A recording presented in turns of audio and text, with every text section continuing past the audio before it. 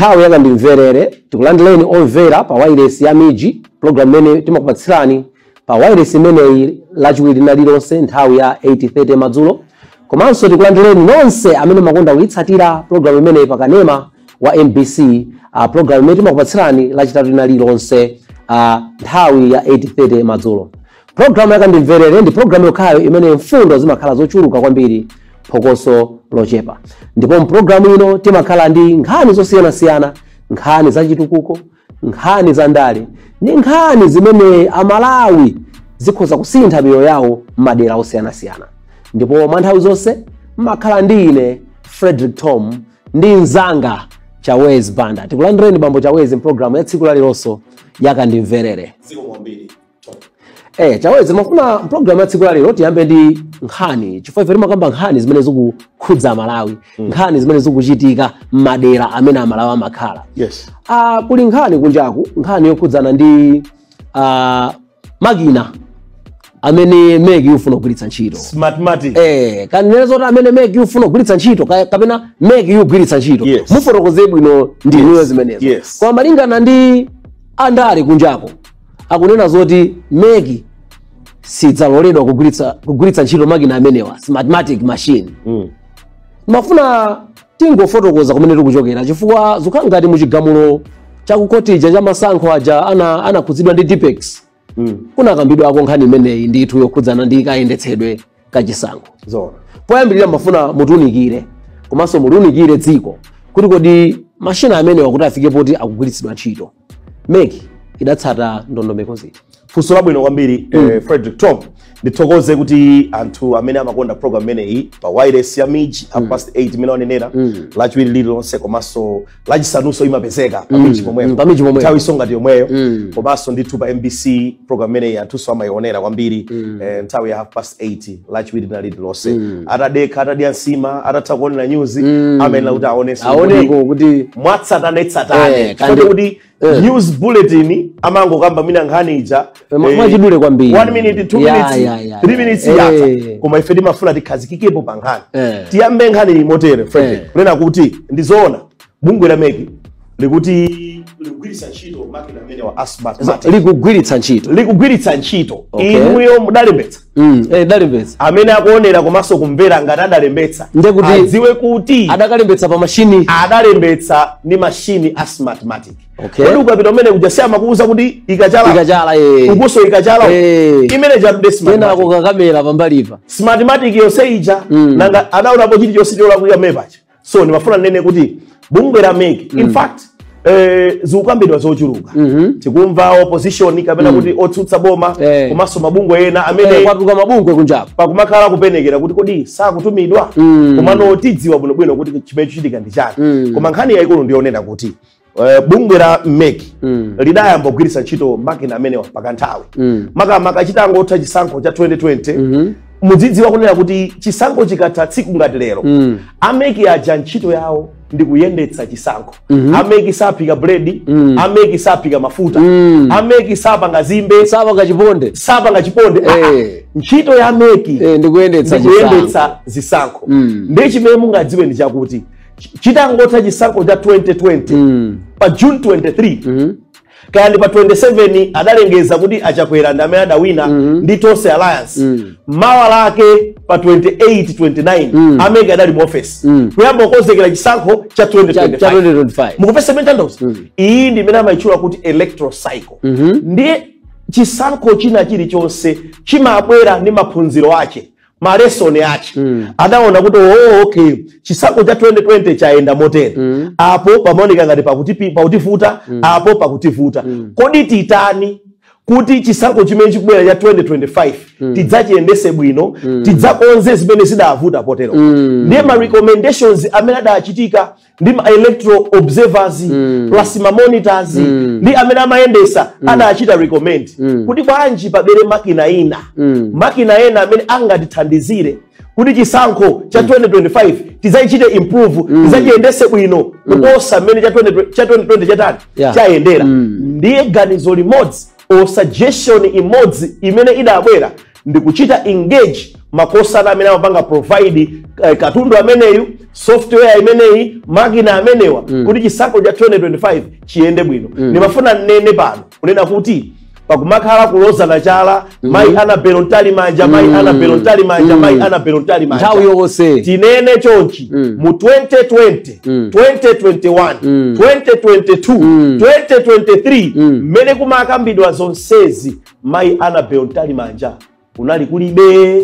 Smartmatic iyi mai Ntalimanja adaipeza kumeka adaipeza. Zonsezi zinkachitika kuli bambo Chifundo Kachale. Dr. Chifundo Kachale ngati nkhala pa mpando wa bungwe la Malawi Electoral Commission. Nda amene adathandizira kukoza foundation ya Smartmatic machine. Ndipo bambo Chifundo Kachalewo nthawi imene yoyo amene adatenga nawo mbali yowayika pa mpando adali bambo Peter Mutharika amene adakhazika pa mpando kuti ayendese chisankho cha 2020 fresh presidential elections. Adayika pa mpando bambo Chifundo Kachale adali atapanga kutsata ndondomeko zonse kuchita appoint kuchokera ku pakati pa ma judges. Bambo Mutharika adasindikiza kuti ayi pakhali bambo Chifundo Kachale. Nthawi imeneyo ndi imene Smartmatic idachitidwa suggest kuti itani ibwere awa mai Annabel Ntalimanja. Smartmatic komanso technology yonse, software yonse adaipeza ili chikhalire Malawi Electoral Commission. So phokoso limene likumveka lokhudzana ndi software imeneyi Smartmatic luchokera pati? Chifukwa nkukamba kwanu mafotokoza kuti ngakhale kalembera wa masankho amene tachitayo timagwiritsa ntchito software ite yomweyo, tagwiritsa ntchito machine omweyo. Ino mufuna mutanthauze kuti apita Mutharika, adalitsoka bambe, achakwera, atupere muluzi, adakalembetsa kale pa system imene. Chifukwa iwo akamba ngati kumapeto ndi kumene udzagwira ntchito fa kumati sitilola kuti zisankho zimenezi Smartmatic igwire ntchito. Yet as we talk zikuone kuti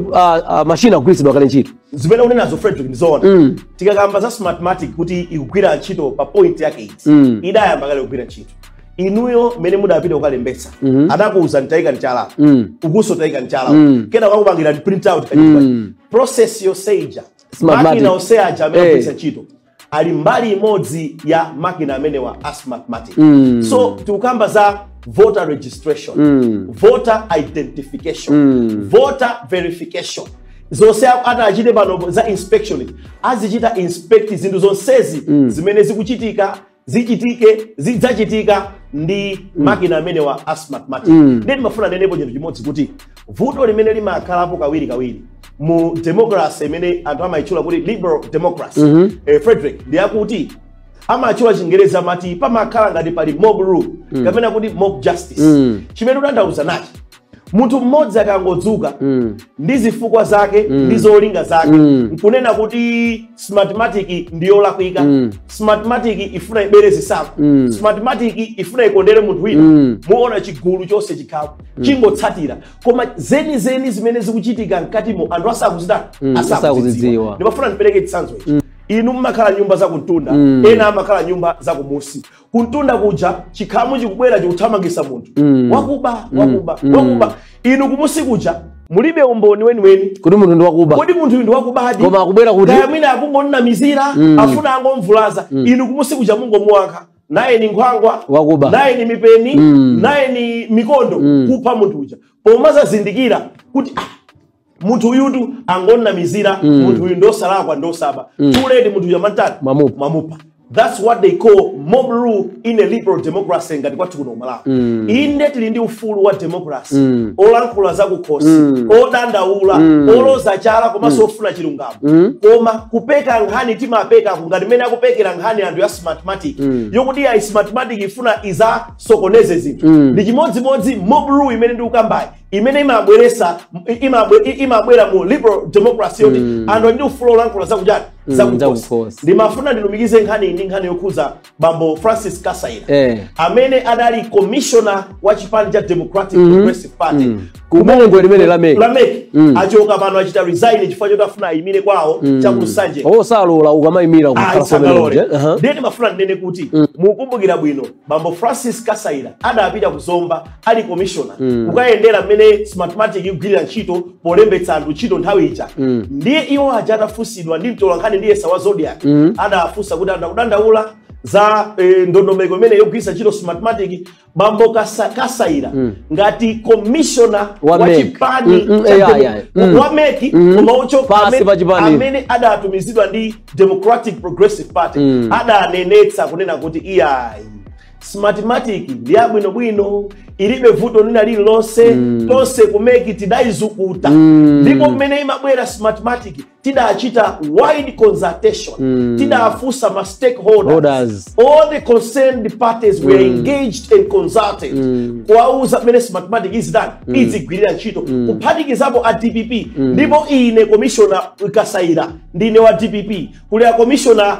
bambo Fabiano komanso ena ochokera kuchipani cha DPP tonse tidagwirizana nayo mathematics mukumbukira inu press briefing imene adachita Professor Mutharika dzana ali ku Page House adanena admittedly kuti panali chifukwa chimene ndidauza Akasaira kuti atule pansi ngati commissioner wa emeki ochokera ku DPP chifukwa chokuti adasupporta chani mathematics. So you see kuti zimene ndikunena kuti some fears are unfounded. Mantha ena komanso tizifukwa tina timene Mutharika ndi gulu lawo ndi magulu ena akunena za mathematics angonena pa zifukwa za ndale koma ma commissioner awo amene ali ku make mathematics akuimvetsa ndi yabwino komanso anagwirizana nayo ndipo ndinene ndithokoze chiwo chimene wanena akuimvetsa kuchita komanso zimene inasachita umatsutsa chinthu chifukwa choti sukuchimvetsa koma apapa tinene zoti akuchimvetsa ndani mafuna achawezi mungoliunikira dziko kuti kodi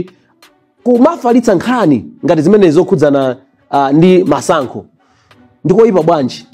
kapena zingachita affect bwanji zisankho zimene zikubwera 2025 tidakamba hapo program yapita ija sitalikitsa kunena kuti mafuna mwachidule kwambiri a DPP saphunzira izizi ndinene mowakonda ndi mowakumbutsa a DPP samaphunzirapo kanthu musaiwale nthawi imene anthu amapita kukalembetsa momoti akhale busy kukusa anthu awo kuti tiyeni mukalembetsa anthu awo kuti kalembetseni kucholo kuphalombe kuchilazulu kumulanje kani mbalakamu mangochi muzomba tiyeni tikalembetse mudzavote nthawi yobwera anali busy kupanga ma press conference akubwerezanso zomwezo ulendo uno muona kuti nthawi imeneja moda kale akuse anthu amemeze anthu akalembetsa ambiri awapatsenso trust alembetsa anthu ochepa ulendo uno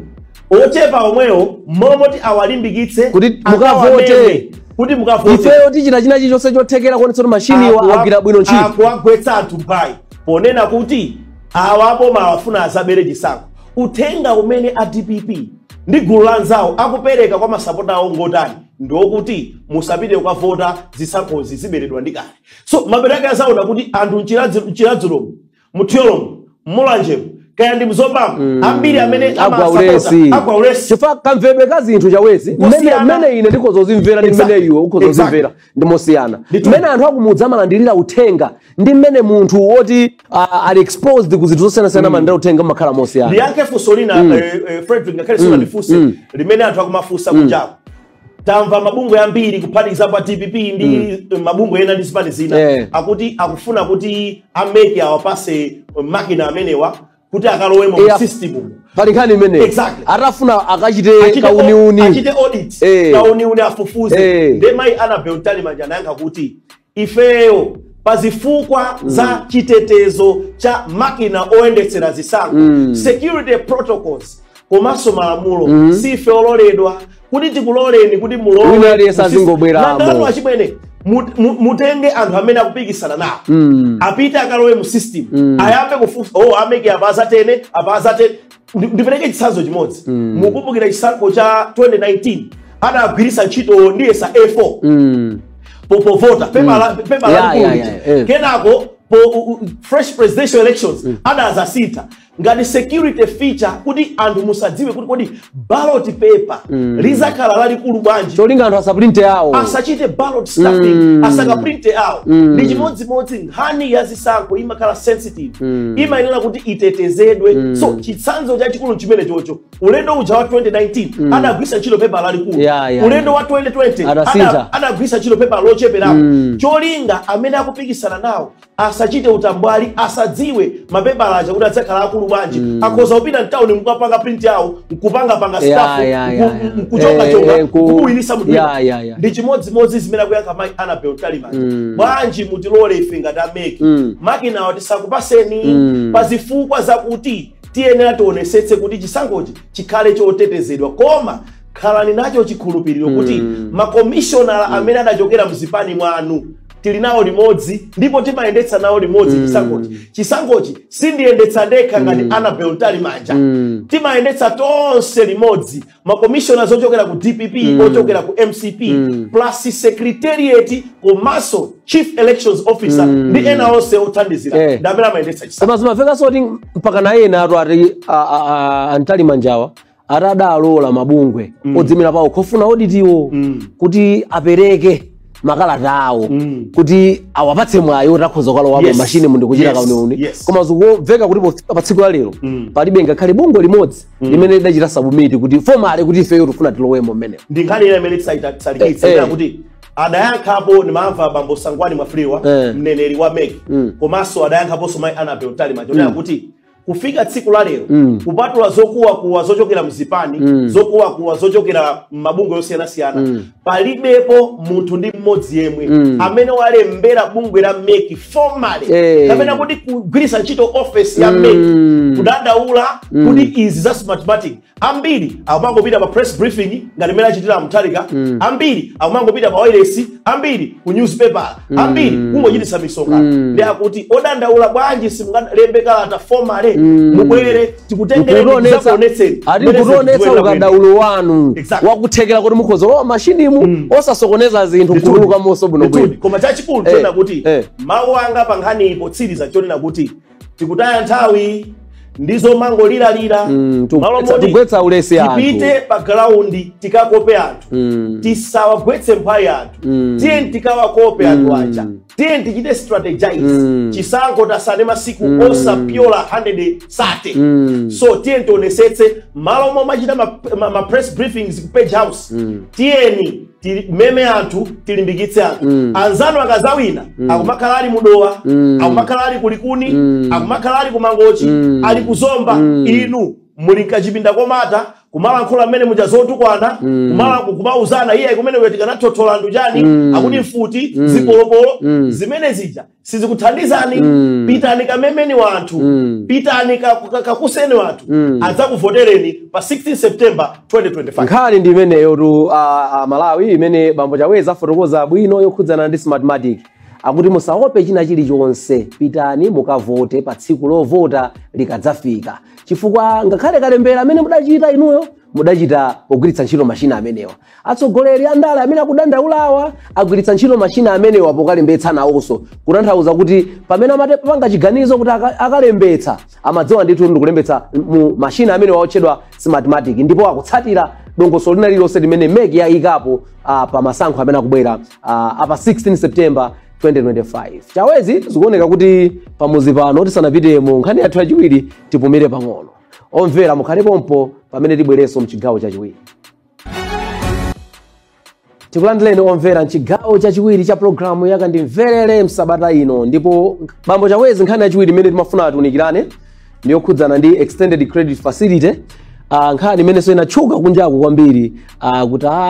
IMF yakutulukana Malawi yakutulukani nde nkhani zake zivuta kuzimvetsa kuti kodi ichi chitika ndi chani chifukwa IMF akuti yatituluka lero mawa lake nkumapeza soti World Bank kupanga so approve ndalama zambirimbiri ndalama za nkhani akuti za chitukuko cha magetsi kodi nkhani imene ikuyenda bwanji mmene zimene kungokamba mfundo yachiwiri makambaya kuti IMF kuti atuluka lero mawa World Bank ikupasani ipereka ndalama ineyo mazitenga ngati munthu yuru IMF ndi World Bank mona ngati munthu ndi mphwake so mene wafuna nene kuti mutango olomene mafotokozera kozo nyamuka umapita chifukwa nkhani yonse mayimalizitsa itepo program kutandauza kuti anthu zimene akukamba zoma Angereza mati creating a storm in a teacup akuti mukukulisa nkhani blowing things out of proportion mukupanga mukukuza nkhani imene nkhani isali kukulira koma tikambe choncho anthu ametsetse mafuna kuba nkhani imene ufotokoze mwachidwifa nkhani nthawi yathu ndi ochepa maloba choyambirira bungwe la International Monetary Fund imakhala ndi mgwirizano ndi maiko komanso ili ni mamembala ndiye salipo 186 dziko limodzi ndi dziko la Malawi. Ndiye kumaiko amene akuoneka kuti chuma chawo chikuvuta komanso stability makanga ndi kuvuta price stability, economic stability zikanga ndizovuta IMF imabwera hapo ndi program yake. Ini ma programs angapo amene imapereka. Komano hii amaichula kuti extended credit facility. Ali ndina amaichula kuti rapid credit facility. Koma hii tu kambai ECF extended credit facility. Ama akupasa nikamnusu nditu kandalama muyambirepo kama kala ngatika ngongole ndi ngongole osati zaulere koma chachikulu IMF yo ikati yabwera ndizi chazima machula mati imapanga land credibility ima anena kuti yayi ku Malawi kuli bwino ofuna kuwathandiza Malawi mukhoza kupita they provide a positive signal kuti ku Malawi mukhoza kupita Malawi mukhoza kuwathandiza zinthu zawo akuziyendesa jani akuziyendesa bwino komanso they provide a technical advice mmene mungayendesere chuma chanu ama kupasa ulangizi ndi upangiri komanso they go under the skin of economists to understand how you are dealing with your economic management issues ama lowa pansi pa khungu la chuma chanu chingerezi yake amatero kuti amvetsetse kuti kodi chuma chanu mumachiyendesa motani. There's sezi zimene IMF amachita apart from giving you this particular ECF as a facility. Ndene mafuna nene kuti zikumveka kumaso tamva makala atatawerenga kumaso tamva kulakula kuti yayi kanga tuli ECF imene tidai wina ija kanga dai paroba yachidwa suspend chingerezi yake kuti yachita lapse pazifukwa zingapo. One akuti zinthu zingapo zimene zidali out of control zimene dziko la Malawi linalibe kuthekera kozichita control or kudziretsa amati external or exogenous shocks zinthu zimene zikuchokera kunja kwa dziko lino komanso zina zimakhanga ndi natural disasters ngati disaster chali pachi zogwa mwazidzidzi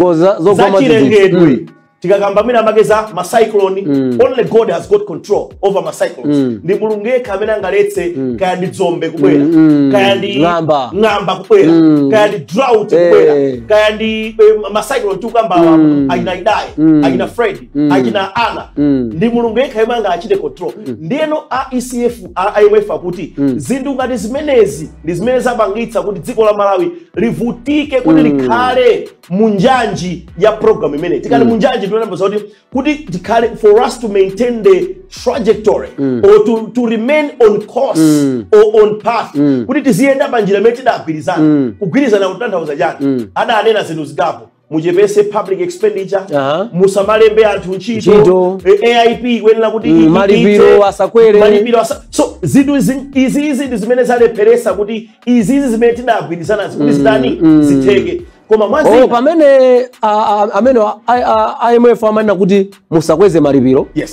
ma civil servants amati mutikwezere malipiro ndiye boma lidamvera ma civil servants nkukweza malipiro zimene zija IMF sida zikonde mukupesesa IMF ikuti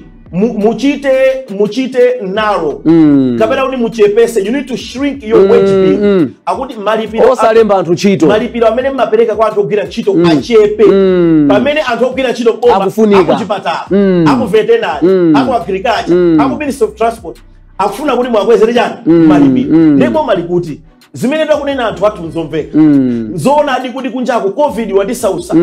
anthu ma business samayenda anthu mitengo ya zinthu yatani yakwera kwacha uja anagwa sungangosiya malipiro kuti akhale mmene analili kale inflation yochitidwa import kuchokera maiko ena yatizunguza ndi anthu akuchita demand kuti ogwira ntchito yakwezere malipiro malenti yakwera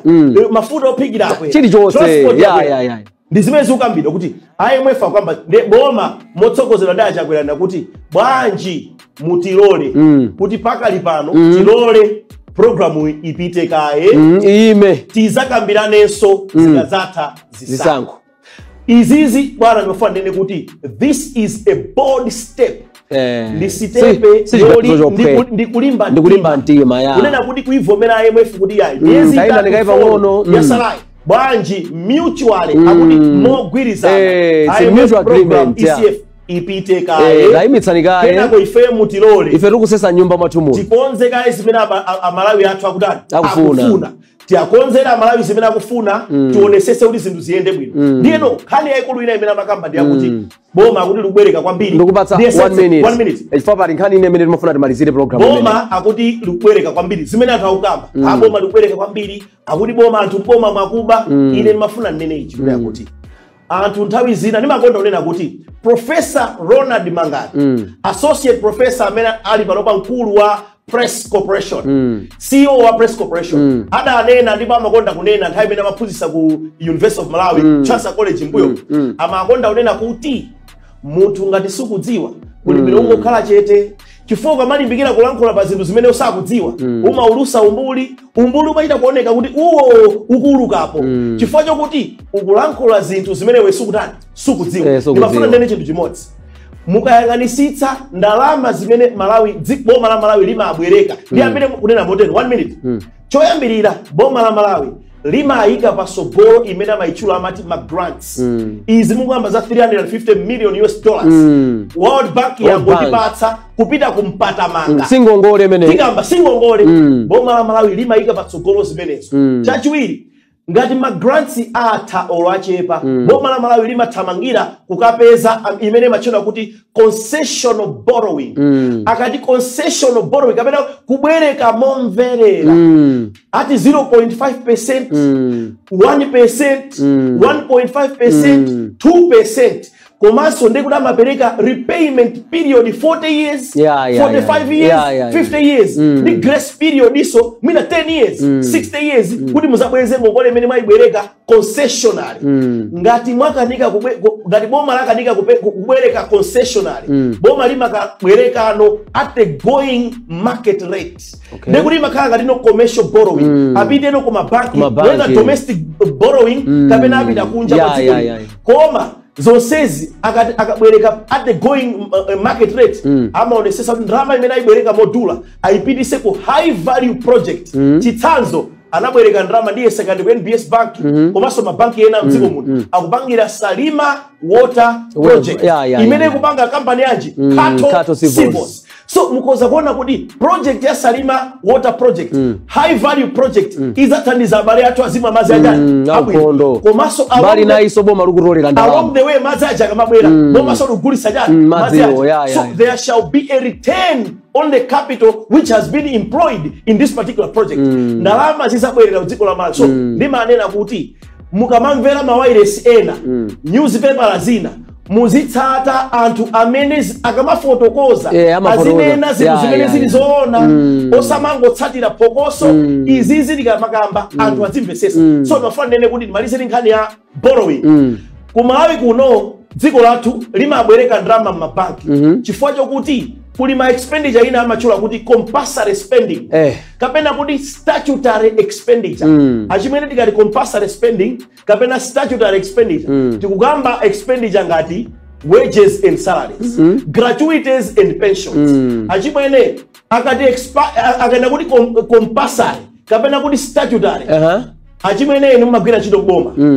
manesi madokotala aku veterinary aku transport simungachite postpone kapena kupanga suspend salary yawo simungachite postpone pension yawo mukangotero mukhala ndi mulandu ndi malamulo ndiye boma limati tikuyenera kuwapasa mapension anthu amene akugwira ntchito boma tikuyenera kuwalipira masalari tikuyenera kuwalipira mawages koma tatolera msonkho otani ochepa ndiye titani ndiye amathamangira kuchani kubanki kukabwereka cholinga awalipire anthu aja so zinthu zinazi mukapati boma lini ngongole zambirimbiri boma likuononga ndalama mumakhala kuti mulibe uthenga okwanira ndipo akumakamba kuti ngongole ya Malawi yafika 16 trillion boma labwereka kwambiri simukudziwa inu zimene devaluation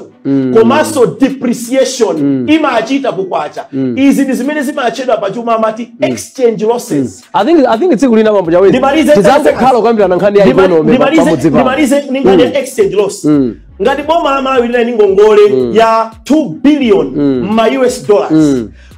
then kwacha yagwa mphamvu ndiye kuti ngongole ija ishuta from 2 billion kurengera value ya ndalama yanu chifukwa chokuti nthawi imene mmakwereka ngongole ija kwacha inaliko ni mphamvu kusiyana ndi US dollars pano kwacha yagwa mphamvu ndiye kuti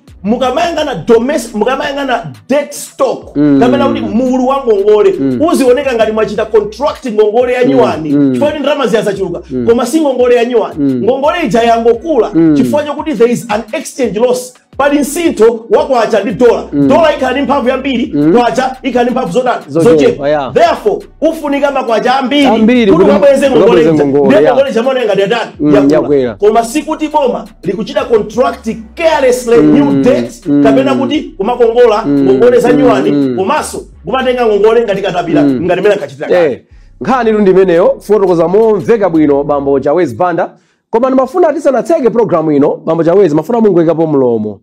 anthu amayankhula kwambiri katundu kunja kwakakwera yes nde mayenda misika mu midzimu kono liti mitengo tachimanga roneka ngati tatsika koma amapanga phokoso aja kuti chimanga chakwera yes pano kulizi yes ndizona ndipachokera ulilongwe ndaima pachimbiya mwasanga ndaona kuti ndafusa chidu chinandipeza fa chikuoneka kuti chimanga chilipo chambiri pagulitsidwa chimanga kwambiri ndaima pachimbiya nde ndafusa kontengo sidagule koma nangofusa tengo thumba la chimanga pano palafika 47,000 lidali 200 chakuti ndeni mafuna nene kuti wapempha ama wireless yena zomwe sizaboma komanso a newspaper yena mmene mmachitira nthawi zonse katundu akavuta pansi chimanga chija chikakwera mmathamanga mukuti yayi awa snap survey tinakayenderako misika ya chigawo chapakati tidayenderako misika ya chigawo chakumwera tidapeza thumba la chimanga lili pa 120,000 mokupemphani boma lindirano komanso dziko lindirano mudziperekako chiyembekezo mmene mphamvu zimene mmakhala nazo zija motivation imene mmakhala nayo ija yopita ukaona mitengo ya zinthu ngati chimanga kumauza amalawi kuti adzitukwana azisowa chiyembekezo ena azizimangirira kunena kuti chimanga ndigula bwanji chafika 100,000 chafikanso 120 pitanikonso pansika dziko la lero mukapeza thumba la chimanga likufika mpaka na 43,000 ena mpaka na 35,000 linafika 35 ndikuzana chimwe ndaima aso pa machinjiri apa ndi interest ku machinjiri pa market apa ndalipeza akuti 43,000 momangirira bambo Jawezi momangirira nofanene kuti atolankhani tili ndi udindo ngati zabwino zikuchitika mitengo ikutsika ikamakwera tizifotokozaso zifukwa ulendo uno explanation kapena kufotokoza kwakuti anthu akolola akakolola chambiri mitengo ya zinthu itani itsika nthawi ija mmene chimanga chimatula chifukwa chokuti ng'amba idakokolola minda anthu sadakolole bwino saikona adatenga chimanga kudalibe chimanga chidakwera mtengo chifukwa chimanga chidali chochepa pamsika explanation imene muziyipereka dziko limuzilikonda osaloza munthu chala ndeni malize ponena kuti mwapempha komaliza apitekonso ayendere misika ingapo atiuze tiwerenge online tiwerenge mapepa kuti maize prices goes down alembe kuti mitengo ya chimanga yatani yatsika iyi ndi news idea atipatsekonso nafe tione amalawi azikhala chiyembekezo odzimangirira kunena kuti ndidyesa chali banja langa adziwe kuti pano zinthu zili bwinoko tilekeza pamenepo bambo Jawezi tilekeza pamenepo programu ya lero yakandimverere programu yokhayo imene mfundo zimakhala zochuluka kwambiri